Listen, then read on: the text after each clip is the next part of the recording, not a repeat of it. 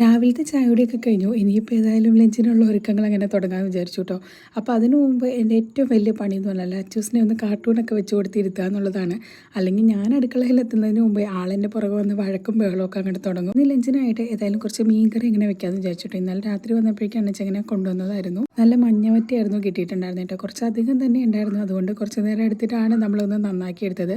സാധാരണ മീനൊക്കെ അങ്ങനെ കൊണ്ടുവന്ന ദിവസമാണെങ്കിൽ ഉമ്മച്ചിയാണ് കേട്ടോ നന്നാക്കുന്നത്. പിന്നെ കറി വെക്കുക, മസാല ഇരുമ്പോൾ അങ്ങനെയുള്ള ചെറിയ ചെറിയ പണികളൊക്കെയാണ് എനിക്ക് കിട്ടാറുള്ളത്. ഇന്നിപ്പോൾ രാവിലെ അതിനകത്ത് ഉമ്മച്ചിയും പറമ്പ് വരെ അങ്ങോട്ട് പോയതുകൊണ്ട് ഈ ഒരു പരിപാടി നമ്മളങ്ങനെ ഏറ്റെടുക്കേണ്ടി വന്നു. പിന്നെ ഇത് അത്യാവശ്യം വലിപ്പമുള്ള മീനായതുകൊണ്ട് വലിയ പാടോ കാര്യങ്ങളൊന്നും ഉണ്ടായിരുന്നില്ല. ചെറിയ മീനാണെങ്കിൽ ഞാനത് നന്നാക്കി എടുത്താൽ അതിൻ്റെ പകുതി പോലും അങ്ങനെ കിട്ടണമെന്നില്ല കേട്ടോ. അപ്പോൾ ഏതായാലും നീ മീൻ നന്നാക്കലൊക്കെ കഴിഞ്ഞപ്പോഴേക്കും ഉമ്മച്ചി അങ്ങോട്ട് വന്നിട്ടുണ്ടായിരുന്നു. പിന്നെ ഈ ഒരു മസാലയും കാര്യങ്ങളൊക്കെ തേച്ച് നമ്മൾ കുറച്ച് അങ്ങനെ ഫ്രൈ ചെയ്യാനായിട്ട് മാറ്റി വെച്ചിട്ടുണ്ട്. ബാക്കിയുള്ളത് മൊത്തം ഏതായാലും കറി അങ്ങനെ വെക്കാമെന്ന് വിചാരിച്ചു. കാരണം ഇവിടെ എല്ലാവർക്കും ഫ്രൈ ചെയ്തതിലും ഇഷ്ടം കറിയിലിട്ട മീൻ കഴിക്കാനാണ് കേട്ടോ. എനിക്ക് മാത്രമാണ് ഈ ഒരു ഫ്രൈ ചെയ്ത മീനോട് കുറച്ച് അധികം ഇഷ്ടം അങ്ങനെ ഉള്ളൂ. അപ്പോൾ അതിനിടയിൽ ഇത് കുറച്ച് തോരൻ വെക്കാനായിട്ട് ഞാൻ നമ്മുടെ വൻപയറൊക്കെ അങ്ങനെ വെള്ളത്തിലേക്ക് ഇട്ടിട്ടുണ്ടായിരുന്നു. അപ്പോൾ അതൊന്ന് കുതിർന്ന് വരുന്ന സമയം കൊണ്ട് ഏതായാലും മീൻകറി വെക്കാം, അതുപോലെ കുറച്ച് പണികളൊക്കെ അങ്ങോട്ട് തീർക്കാമെന്ന് വിചാരിച്ചു. അപ്പോൾ ഇത് നമ്മുടെ മീൻകറിക്ക് വേണ്ടിയിട്ടുള്ള ചുവന്നുള്ളി, പച്ചമുളക്, ഇഞ്ചി, അതുപോലെ വെളുത്തുള്ളി എല്ലാം നമ്മളൊന്ന് അരിഞ്ഞെടുത്തിട്ടുണ്ടായിരുന്നു കേട്ടോ.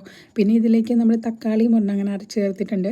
ഈ ഒരു മീൻകറിയുടെ റെസിപ്പി ഇതിനു മുമ്പ് നമ്മുടെ ചാനലിൽ അങ്ങനെ ഷോർട്സ് ആയിട്ട് അപ്ലോഡ് ചെയ്തിട്ടുണ്ട്. അപ്പോൾ അതുകൊണ്ട് തന്നെ ഞാൻ റെസിപ്പിയും കാര്യങ്ങളൊന്നും പിന്നെ അങ്ങനെ എടുക്കാനായിട്ട് നിന്നില്ല. അതുമാത്രമല്ല ഇന്ന് ഫ്രൈഡേ ആയതുകൊണ്ട് കുറച്ച് നേരത്തെ പണികളൊക്കെ തീർക്കണമല്ലോ. ഇങ്ങനെ അരപ്പൊക്കെ ഒന്ന് തിളച്ച് മീനൊക്കെ ഇട്ട് കൊടുത്തതിന് ശേഷം പിന്നെ കുറച്ച് തുണിയൊക്കെ ഉണ്ടായിരുന്നു, ഞാനങ്ങനെ വാഷ് ചെയ്യാനായിട്ട് ഇട്ടിട്ടുണ്ടായിരുന്നു.